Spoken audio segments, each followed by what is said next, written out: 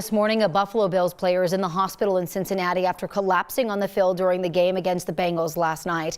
Within the first few hours, we've learned that safety Damar Hamlin went into cardiac arrest after a hit. This was a really scary situation. The Bills tweeted out an update late last night saying Hamlin is in critical condition right now. The team says he will go through more tests and treatment, and his heartbeat was restored while on the field. So this happened right after Hamlin tackled Bengals wide receiver T. Higgins early in the first quarter. He took a hard hit to the chest. Hamlin then stood up, but then collapsed onto his back. Medical staff did CPR for more than 10 minutes. Players from both teams formed a wall around Hamlin to shield him from the view. Players were visibly distraught, many in tears.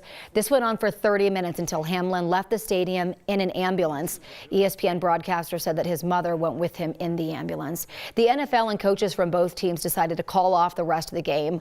We don't know yet when that will, restart, but it's clear that is not what's on everyone's mind right now. No, athletes from just about every sport and plenty of fans have been offering a lot of their support this morning, even from the opposing team. We're just praying. We're praying that, he pulls through this and he makes it through this, as we hope that he will. And that's why we're here tonight. Just because we're a Bengals fan doesn't mean we're not a fan of his. I feel like Cincinnati and the Bengals, team, we're a family, and we care about everybody when you're a family.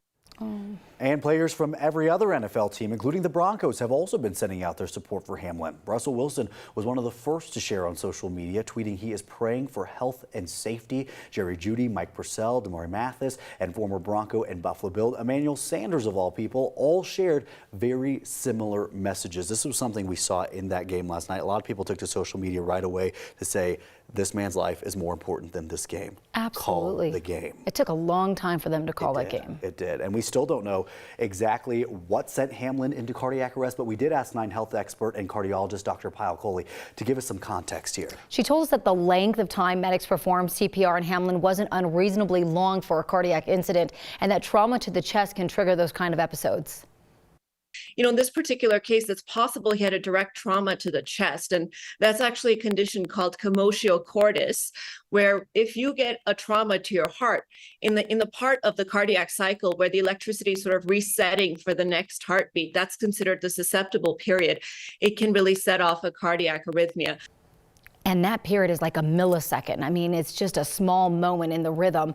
Dr. Coley will join us live at 8:40 over on Channel 20 to talk more about this. And then coming up at 6:30, we're going to hear from a former NFL physician about how these kinds of situations are handled. Make sure you download the 9 News app for breaking updates about this story and others throughout your day. We want to get some other headlines right now to 6:05 on your Tuesday morning.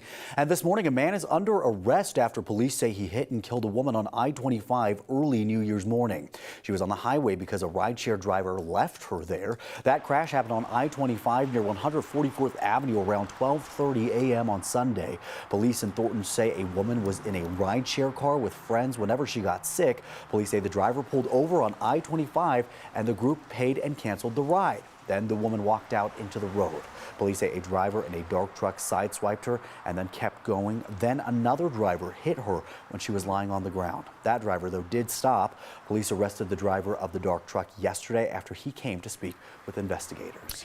Today, Arapahoe County public health employees will go to work for the first time at the brand new health department. 9 News reporter Courtney Yoon joins us live from Arapahoe County Fairgrounds this morning. And Courtney, this is an exciting day for those employees.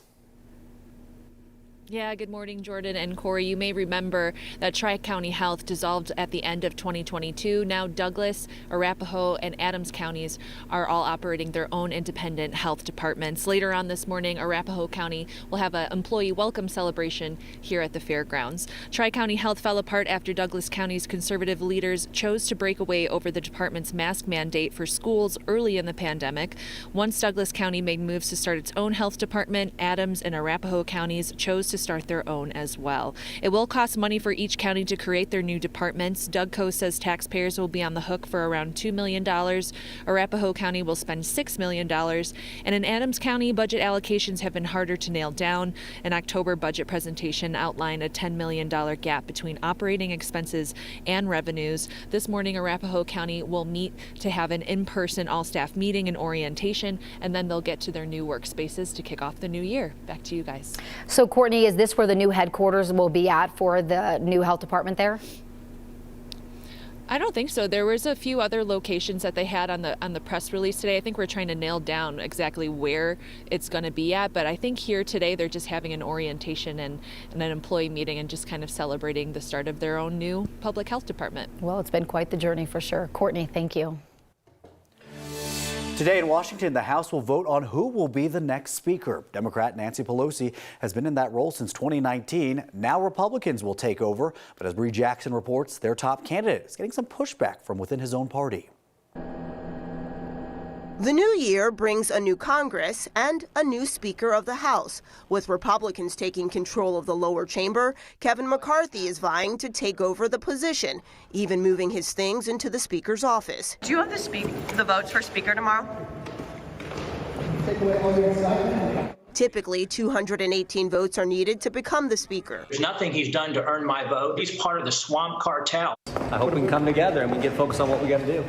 Today could mark the first time in 100 years a party leader doesn't win on the first round. All of this entire exercise is about weakening the speaker. On the other side of the aisle, Hakeem Jeffries is replacing Nancy Pelosi, making him the first black leader in Congress, where he's looking to move the party's agenda forward. Building upon the incredible track record of legislative success that we've had over the last few years, continuing to work with President Biden, the administration, Senate Democrats to advance the ball for everyday Americans. New members will be sworn into a divided government today, Democrats holding control of the Senate as Republicans decide who will hold the Speaker's gavel. In Washington, Bree Jackson for NBC News.